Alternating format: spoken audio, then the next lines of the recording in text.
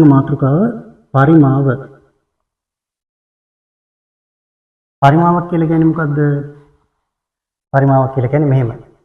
අවකාශයේ මේ තියෙන අවකාශයේ මෙහි තියෙන අවකාශයනේ. මේ තියෙන අවකාශයේ යම් කිසි කෙනෙක් ඉඩක් ගන්නවා නම් මොනවා හරි ඉඩක් ගන්නවා. දැන් මට ඉඩක් වෙන් වෙනවද නැද්ද මේ අවකාශයේ? වෙන් වෙනවනේ. ඔයාලට වෙන් වෙනවද නැද්ද? එක එක්කෙනාට මහාත වැඩි කෙනෙකුට ලොකු ඉඩක් වෙන් වෙනවා. පොඩි හීන කෙට්ටුවෙක් කෙනෙකුට දොරංගිරි දෙකක් තරම් කෙනෙකුට පොඩි ඉඩක් වෙන් වෙනවා. අන්නේ අවකාශයෙන් ගන්න ඉඩ ප්‍රමාණයට කියනවා මොකක්ද කියලාද? පරිමාවය. ඒතර සාමාන්‍යයෙන් පරිමාවමයිදී අන්තර්ජාතික සම්මත වෙච්ච එක තමයි ඉස්සෙල්ලාම තියෙන ඕන මේ මිලිමීටර්. මේක දිගමයින්දනේ ගන්න.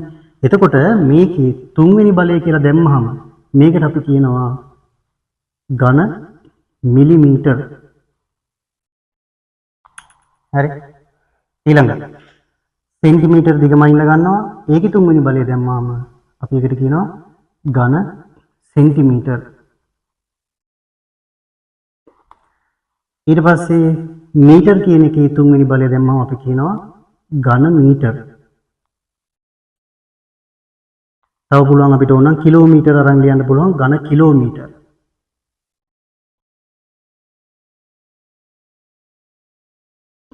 හරි. දියර වර්ගවල පරිමාණයයි අපි එකට කියනවා ධාරිතාව. ධාරිතාවම ඉන්න ගන්න මොනවද? Millilitre, litre. දැන් ඉතින් මේ ඝන සෙන්ටිමීටරයක් ඝන මිලිමීටරයක් කියන්නේ කොච්චරද? මිලිමීටරයක් උස, මිලිමීටරයක් පළල, මිලිමීටරයක් දිග කැටයක් තිබ්බොත් අන්නේ කැටයට කියන මොකක්ද කියලාද? ඝන මිලිමීටර එකයි. ඝන සෙන්ටිමීටර කියලා කියන්නේ සෙන්ටිමීටරයක් උස දිග පළල. අර දාදු ගහන්න ගන්න. දාදු තෙල්ලම් කරන්නේ දාදු කැටි. දාදු ගහනවා නෙමෙයි මොකද්ද කියන්නේ? කැට ගහනවා. හරි? කැට ගහන්න ගන්න. අන්න ඒ වගේ කැටයක් ඝන සෙන්ටිමීටර එකයි. ඊළඟට ඝන මීටරයක් කියලා කියන්නේ ඝන මීටරයක් කියලා කියන්නේ මේ බෝඩ් එක තරම් වගේ උස, ඒ කියන්නේ මීටරයක් උස, මීටරයක් දිග, මීටරයක් පළල තියෙන ටැංකියක් තිබුණොත් ආන් ඒ ටැංකිය ඝන මීටර එකයි. ඒතර ඝන කිලෝමීටරයක් කියන්නේ ඝන කිලෝමීටරයක් කියන්නේ කිලෝමීටරයක් තරම් දිගයි. කිලෝමීටරයක් පළලයි. කිලෝමීටරයක් උසයි. ඒකට කියනවා ඝන කිලෝමීටර එකයි. ඊට අමතරව ලීටර තියෙනවා, මිලිලීටර තියෙනවා. මම ඒවා ඉස්සරහට උන් දැන් කියනවා. එතකොට මේ පාවිච්චි කරන ඒකක පරිමාවමයිදී පාවිච්චි කරන මේ ඒකක ලෝකයේ මේ ලෝකීන ලෝකී දියුණු නම් පස්සේ නැත්තම් එක එක රටවල එක එක විදිහට තමයි මැනලා තියෙන්නේ. හරි. ඒ නිසා එක එක රටවල එක එක මැනනහම මුළු ලෝකෙම නිකන් එකම ගෝලයක් වගේ මේ දැන් දියුණු වෙච්චාම එක්කෙනෙක් වෙන එකකින්ම ඉන්න තව රටක් තව එකකින්ම ඉන්න. එතකොට ලෝකේ ප්‍රශ්න. ඒ නිසා මුළු ලෝකෙම අන්තර්ජාතිකව සම්මත කරගත්තු ඒක සෙට් එකක් තියෙනවා. ඒක සෙට් එක තමයි මේ ටික. තව මීට අමතරව තව අඩුවෙන් සහ වැඩියෙන් මේ සෙට් එකක් තියෙනවා. ඉතින් අපිට අදාළ වෙන්නේ මේ සාමාන්‍ය දෙයට මෙච්චරයි. ඉතින් මම අර කියවනේ රටවල් වලම ඉන්නේ දැන් අපේ රටේ තිබිලා තියෙනවා. අපේ රටේ හොඳම එක තමයි මේ හුඬු. හරි. මේ දවස්වල ජනප්‍රිය කතාවනේ. එතකොට මේ හුඬු කියලා දෙයක් තියෙනවා මේ හාල්ම ඉන්න ගත්ත දෙයක්. ඒක ගැන කියන්නම්කෝ. දැන් සාමාන්‍යයෙන් මම දැනගෙන ඉන්නේ. හුඬුවක් කියලා කියන්නේ සාමාන්‍යයෙන් දෙන්න මෙච්චරක් විතර මෙන්න මේ වගේ ටින් එකකට. ඊට වඩා ලොකුයි ටිකක්. හරි. මේකට කියනවා මොනවද? හුඬු. හුඬු කියලා කියනවා. ඒතර සාමාන්‍යයෙන් හුඬු ඒවත් තිබිලා තියෙනවා, හුඬු භාගයවත් තිබිලා තියෙනවා. ඒ කාලේ රජ කාලේ. නැතක් වෙනකම් තියෙනවා. දැන් උද්‍යවල හුඬු ඇති ප්ලාස්ටික් වලින් හදපු. නේ? එතකොට ওই හුඬු වල ඉස්සර හුඬු නම් ප්‍රමිතියකට හදලා තියෙනවා යටින් තඹ වතුරක් දාලා. වටේට තියෙන ඒවා මේ යකඩ යට තඹ ඒ වගේ දාලා පිත්තල වලින් හදලා තියෙනවා.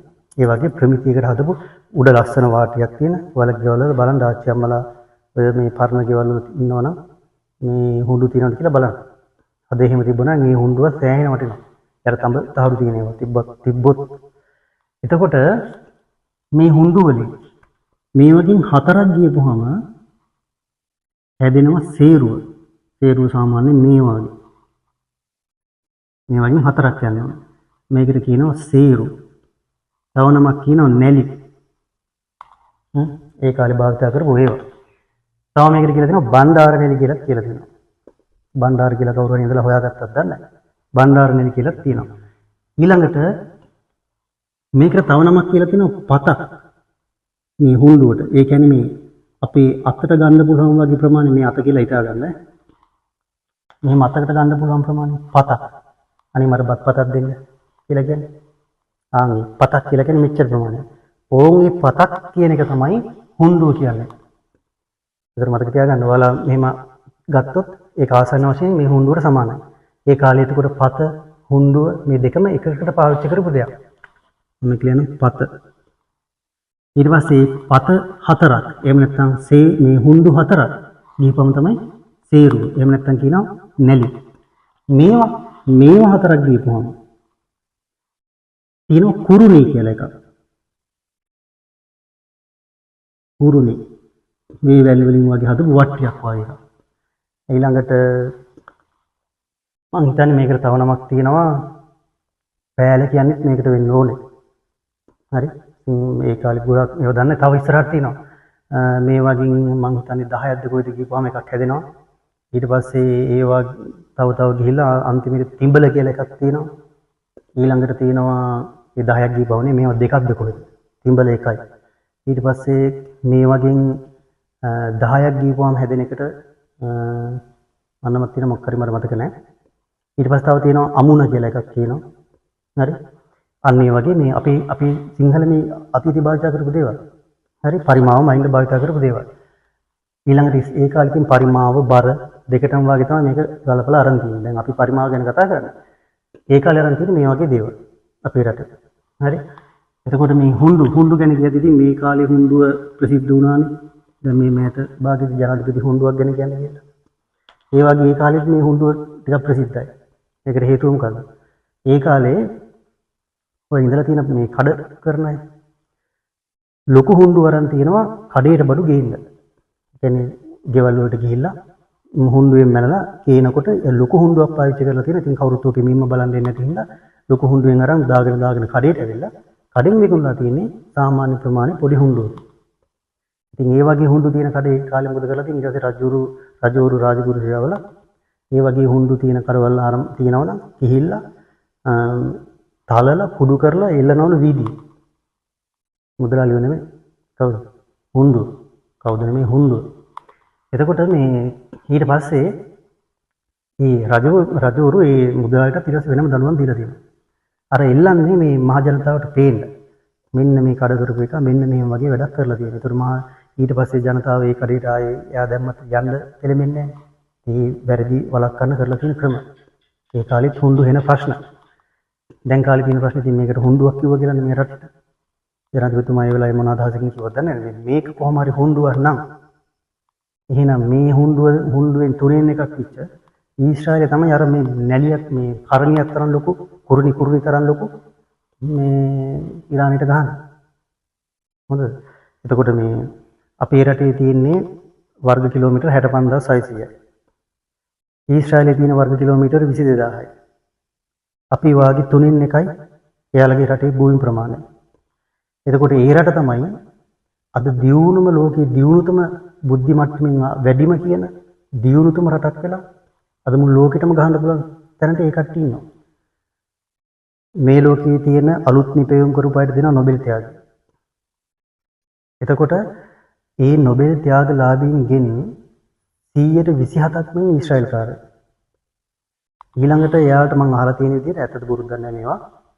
එක වැවක් තියෙනවා ලොකු. ඒ වැවේ තියෙන වතුරෙන් මුළු ඊශ්‍රායලයටම කන්න දෙන්න පුළුවන් විදිහට වගාවල් කරනවලු විද්‍යාත්මක පරීක්ෂණ කරලා. හරි? එතකොට දැන් සාමාන්‍යයෙන් මේ එයාලා කියනවා මුළු ලෝකෙට උනත් කන්න දෙන්න පුළුවන් කියලා. හරි? ඊළඟට ඔය ඊශ්‍රායලය ගත්තාම ඊශ්‍රායලට ගහන්න බැරි ඒකයි. ඇමරිකාවේ ඉන්න පොසත්තුන්ගෙන් 80%ක් විතර වගේ ඊශ්‍රායල් කාරයි. ඒක නිසා තමයි ඇමරිකාවත් ඊශ්‍රායලයේ කියන පදේ නටන. බණ්ඩයාලගේ බුද්ධියෙන් එයාලා මේ පොඩි රටක් ඔය ඉඳගෙන ඔය ඊශ්‍රායලයේ කතාව මම වෙන දවසේ කියනවා ඊශ්‍රායලයේ බිහිවිච්ච හැටි රටවල් 4ක් වෙනවා ගහන්න 4ටම ගහනවා. ගහලා උන්ගේ රටවල් වලින් කෑලි අල්ල ගන්නවා. ඊට පස්සේ රටවල් 5ක් වෙනවා ගහන්න 5ටම ගහනවා. 5ටම ගහලා ඒ රටවල් වලින් කෑලි අල්ල ගන්නවා. ඊට පස්සේ ආය රටවල් ආවේ නැහැ ගහන්න. එයි ගැවුවොත් මොකද වෙන්නේ? තමන්ගේ රටෙන් කෑල්ලක් යනවා. හරි? ඒකින් තමයි ඒ ගහන එක නවත්තුවා. ඊට පස්සේ තමයි දැන් ඔය ඊශ්‍රායලයේ ওই ප්‍රමාණයට තියෙන්නේ. තව ගහනවොත් තවත් ගහලා අල්ල ගන්නවා. ඒක තමයි යාළගේ නීතිය. දතට දතක්. යාළගේ නීතිය. එතකොට භාෂාව තනිකරම හිට්ලර් විසින් ඊශ්‍රායල් දෙව්වන්ට ගහලා යුදෙව්ව හිටියේ CC එකට. එතකොට වෙන වෙන රටවල යුදෙව්ව හිටියේ. ඊට පස්සේ යුදෙව්ව ටික ඔක්කොම එකතු කරලා අපි අපේ භාෂාව අපි ආයි පාවිච්චි කරමු කියලා එයාලගේ මල භාෂාව ආපහු පණ නංවලා ගත්තා. අරගෙන අපේ දැන් අපි හිතමුකෝ අපේ මල භාෂාව වේගෙන ඉන්න දැන් සංස්කෘතික ඒ සංස්කෘත භාෂාව අපි පන්න ගන්නලා දැන් අපි කතා කරන්න ගත්තා. ඒ කට්ටිය ඒ රටේ තියෙන භාෂාව ඒ වගේ අභාවයට ගිහපු භාෂාව මොකද කට්ටිය හිටියේ වෙන වෙන රටවල් වල ජර්මනි හිටපු අය කතා කරන්නේ ජර්මන් වලින් ඇමරිකාව හිටපු අය මේ ඉංග්‍රීසියෙන් ඊළඟට ඔය වගේ තැන් වල රටවල් වල හිටපු අය මේ භාෂා කතා කරන්නේ සක්කන් අර තමන්ගේ භාෂාව මැරිලා ගියා මොකද එහෙම රටක් නැහැ ඊට පස්සේ කට්ටිය ඔක්කොම එකතු වෙලා අර පරණ පොත් අනම්මනම් පෙරලලා ඒ වගේ තියෙන දේවල් හොයලා අන්තිමට තමන්ගේ භාෂාව හදාගෙන ඊට පස්සේ තමයි මේ රටක් විදිහට පිටව ගත්තන් පස්සේ තමයි අනිත් රටවල් වලින් ගහන්න ආවේ. ඊට පස්සේ ඒ රටවල් ඔක්කොම ගැහුවා. ඒ දවස් මම අහලා තියෙන විදිහට මරණානුපාතය එක ඊශ්‍රායල් සෙබලෙක් මැරෙනකොට අනිත් රටවල් 900ක් මැරෙනවා. හොඳද? ඒක රෝම් රටවල් හදන විදිය, හොන්දු සේරු කරන විදිය. හරි? අපි මේ ජනාධිපති වෙන්න අපි මේ ජනනායකයෝ අපි පත් කරන්නේ ඔය මේ වගේ මේ හුඬු කී ඉන්න නෙමෙයි මේවා හදන්න. එතුමයි කියව කතාව මොකක්ද මම දන්නේ ඒක හරියට මොකක්ද කියලා සමහරට අර මේ පිටරටවල වලින් මේ දවස් 8න් අර ගෑස් ගේනවා ඔහොම කියලා තමයි එයා කිව්වේ එහෙම. ඉතින් ඒක ඉතින් අර පහුගිය ඒ තිබ්බ මේ ක්‍රියාවලියට තමයි එහෙම හුඬුව මේ රටවලද මේ හුඬු කිව්වා. අන්න ඒ අර්ථයෙන් ඒ කිව්වේ. ඉතින් ඒක නෙමෙයි මං කියන්නේ අපි හිතන්න ඕන විදිය. ඒක ඒ රටවල් හිතලා තියෙන විදිය. එතකොට න්‍යෂ්ටික බලයෙන් ඊළඟට අවියායුධ වලින් එයාලගේ තියෙන ටාගට් බලන දැන් ඔය ගහනකොට තියෙන ටාගට් වල නිර්වද්‍යතාවය ඊළඟට එයාලගේ තියෙන තාක්ෂණික දැනුම මේ හැම එකෙම ඊළඟට මම කිව්වාගේ මේ Facebook නිර්මාතෘවරයා මාක් සකර්බර්ග් ඊළඟට YouTube Google ඒ වගේ ජනප්‍රිය ප්‍රසිද්ධ සේරම දේවල් ඒ රටේ අය තමයි ඒව කන්ට්‍රෝල් කරන්නේ. ඒව හදලා තියෙන නිෂ්පාදනය කරලා තියෙන අලුතින් ලෝකෙට හොයලා දීලා තියෙනවා. ඒ නිසා ඒ අයට ගහන්න ලීසි නැහැ. බැරි නැතුව ඇති. මේ කොහොම හරි ඔන්න මේ හුඬු කතාව අපිට තියෙන අපේ මේ පරිමාවනේ. ඒතර මේ පරිමාවම අයින්නකොට ඒක අපේ රටේ තිබ්බ මේ දේවල්. දැන් ඉතින් අපි මේව පාවිච්චි කරන්නේ නැහැ. මේවා ඉතින් ඔය ගෙදර නම් මේ බත්තු යද්දි මේව පාවිච්චි කරනවා. ඒ වුණාට අපි මයිද්දී මොනවා හරි දේවල් මයිද්දී අපි අන්තර්ජාතික සම්මතයකට තමයි පාවිච්චි කරන්න ඕනේ. පාවිච්චි කරන්නේත් ඒවා.